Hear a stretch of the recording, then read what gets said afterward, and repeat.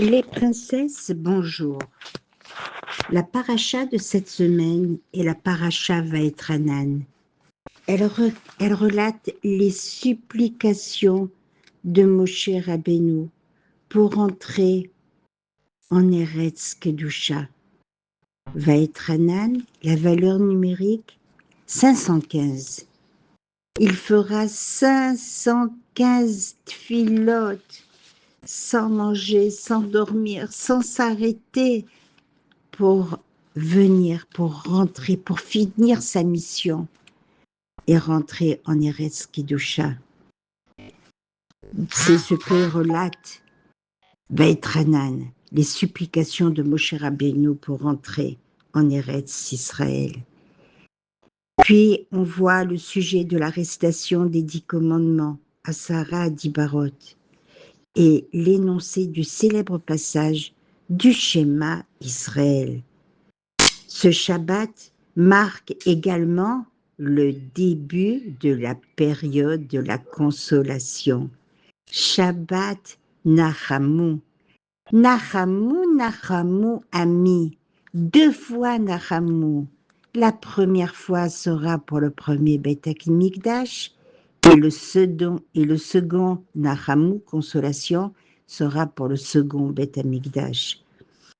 On traite aussi dans cette paracha des 3 villes refuges créées par Moshe Rabbeinu de l'autre côté du Jourdain, et on verra plus tard les 3 autres faites par Yehoshua ben Nun. La Tefila, prière de Moshe. Moshe implore l'Éternel de lui permettre de traverser le Jourdain. Combien nous devons remercier Akadosh Baruch Hu. Jour après jour, instant après instant, pour tout ce qu'il nous amène, tout ce qui nous porte. Pour ceux qui sont en Eretz Israël, remerciez pour Eretz Israël. Ceux qui ne le sont pas encore, continuez à prier, mes chers amis.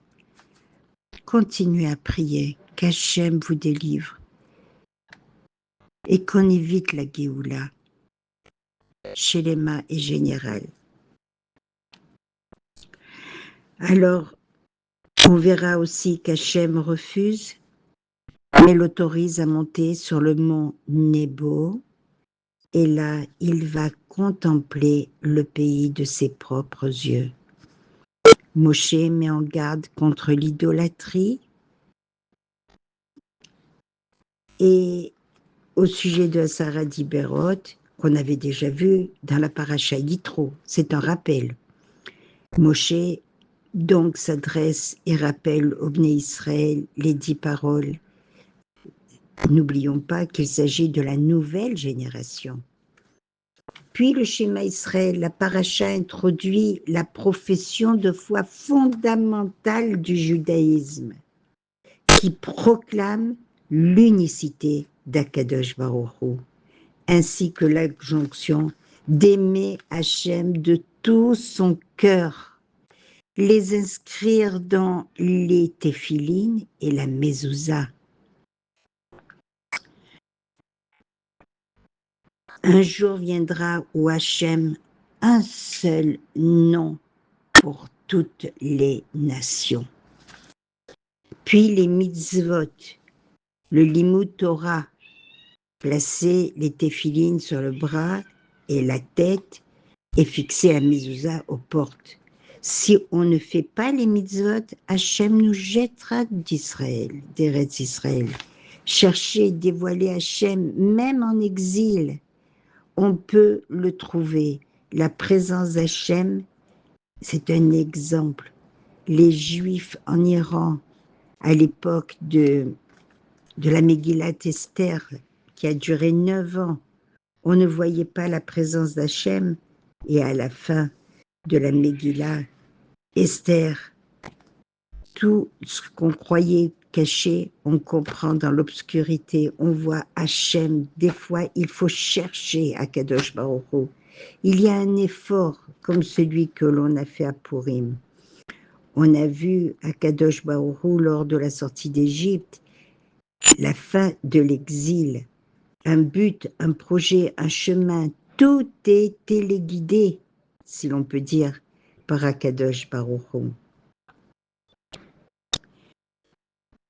Alors, mes amis, Moshe le berger d'Ebné Israël, le maître, Moshe Rabbeinu, notre maître, a fait 515 fois, il a imploré pour le laisser passer. Et Michelet, dans Shlomo Améler, le pauvre supplie et le riche répond.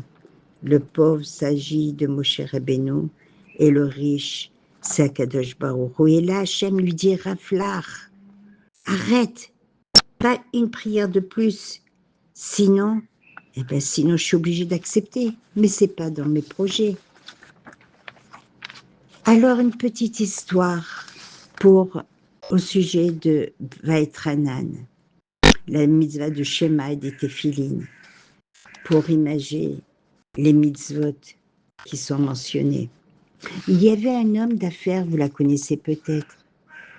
Il y avait un homme d'affaires qui était makpid, il faisait très attention de dire Shema en son temps et qui s'appliquait aussi dans la mitzvah des téphilines, évoquée dans cette même paracha de Vaetranan et dans les psukim du Shema.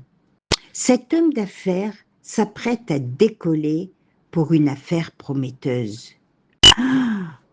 Il est dans l'avion, soudain, il s'aperçoit qu'il a oublié ses téphilines dans la salle d'attente.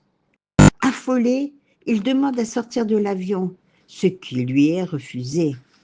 Il leur explique alors qu'un juif ne peut pas rester un jour sans faire la mitzvah de mettre les téphilines. Refus. Et il a beau expliquer et revenir là-dessus, un mur. Puis soudain, il lui vient l'idée de lui dire « Et si je vous dis que ma femme a oublié un diamant de tant de carats dans les toilettes, vous me laisseriez descendre ?» Après avoir débattu pendant 18 minutes, on lui autorisa enfin à descendre, mais que l'avion ne l'attendrait pas. Ils ont déjà 18 minutes de retard à cause de lui. Il sort, retrouve ses téphilines. Et lorsqu'il revient, l'avion avait déjà décollé. Mais n'est jamais arrivé à destination. Des terroristes ont pris le contrôle de l'avion et ont fait s'écraser contre une tour jumelle de New York, le 11 septembre 2001. Les 18 minutes de discussion avec l'équipage, souvenez-vous, dans l'avion, ont été la cause de 18 minutes de retard, qui ont permis à la deuxième tour d'évacuer ainsi.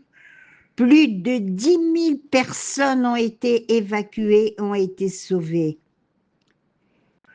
Ont sauvé leur vie grâce au retard, ou plutôt à cause, ou plutôt grâce à la mitzvah des téphilines qu'un juif inspirait et chérissait tellement. Avant de nous quitter, nous devons dire un mot sur ce soir et demain, le jour le plus triste de Tisha B'Av, le jour le plus triste de notre calendrier juif. Alors, pour relater ça, je commencerai par une Guémara que vous connaissez tous. Une mère perd la vie en mettant son fils au monde. Elle a mis tant de temps pour avoir un enfant. Alors on leur propose ou elle ou l'enfant reste en vie. Et sans hésiter, c'est elle qui décide de donner la vie à son enfant. Le père, désemparé, élève son enfant seul. Il a si aimé sa femme. dans l'attente du jour de sa bar mitzvah, où l'enfant prononcera pour la première fois le Kaddish pour l'élévation de l'âme de sa maman. Ce sera comme lui rendre le cadeau de la vie qu'elle lui a offert en quittant ce monde. L'enfant grandit et le grand jour arrive. Le fils va enfin réciter le Kaddish. Le père est au comble de l'émotion. Mais le fils ne vit pas cet instant avec la même intensité, avec la même émotion que son papa. Il lit le Kaddish avec une froideur.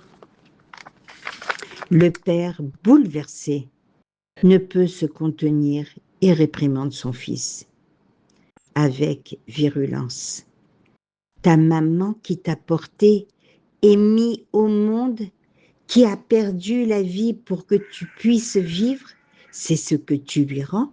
Un Kaddish aussi pitoyable? Et le fils de lui répondre, mais papa, je ne l'ai pas connue, maman. Pour toi, elle est celle que tu as connue, que tu as aimée et de laquelle tu te languis. Mais moi, je n'ai d'elle que des photos. Nos chachamim nous comparent à cet enfant. Édifice lointain, celui du Beth Amikdash. Pour nous, il nous reste qu'un mur. Prendre conscience de l'importance de cette période pré-messianique, délivrance, ressentir la responsabilité, c'est hâter la venue du Mashiach, se sentir, se servir de ces 3 semaines qu'on vient de passer. Nous avons un travail pour renforcer notre relation avec Akadosh Baruch Hu, une préparation au jour intense de Teshuvah, d'Elul et de Tishri. Soyons constructifs. Prendre conscience combien Hachem nous porte son amour et combien Hachem nous aime.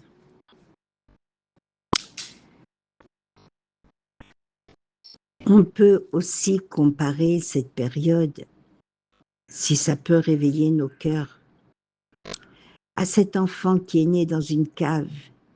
Il n'a jamais vu la lumière du jour, ni même la mer, les poissons.